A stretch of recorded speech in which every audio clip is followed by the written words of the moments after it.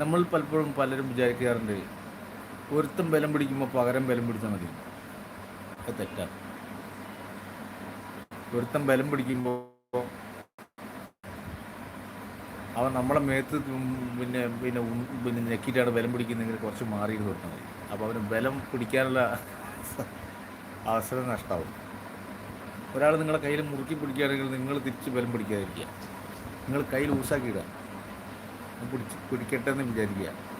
അവൻ അത്ര പിടിക്കാൻ പറ്റില്ല. നിങ്ങൾ ബലം കൊടുത്താലേ അവന് പിന്നെ ബലം വരുള്ളൂ.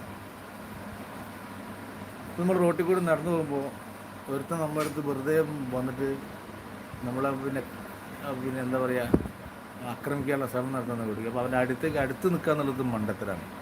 കുറച്ച് വിട്ട് നിൽക്കുക, അതാണ് ബുദ്ധി.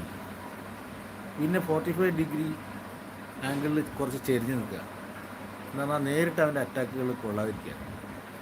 മനസ്സിലായില്ലേ? പിന്നെ സിനിമ കാണുന്ന മാതിരിയുള്ള ചവിട്ടും കുത്തുന്നൊക്കെ വെറുതെ തോന്നുക, അതൊക്കെ ഷോക്ക്. സിനിമയല്ല സ്ട്രീറ്റ് എന്ന് പറയുന്നത്. അല്ല, ഇങ്ങനെ ഒരു ആക്രമിക്കാൻ വന്നാൽ അവിടെ സിനിമയിലൊക്കെ പിന്നെ സാധനമൊന്നുമില്ല. വളരെ പെട്ടെന്ന് ചെയ്യാൻ പറ്റുന്ന രണ്ടോ മൂന്നോ പിന്നെ സാധനം ചെയ്തിട്ട് ഹീറോ ആയിട്ട് അവിടെ നിൽക്കാൻ ശ്രമിക്കുകയൊന്നും ചെയ്തിട്ട് ശരീരം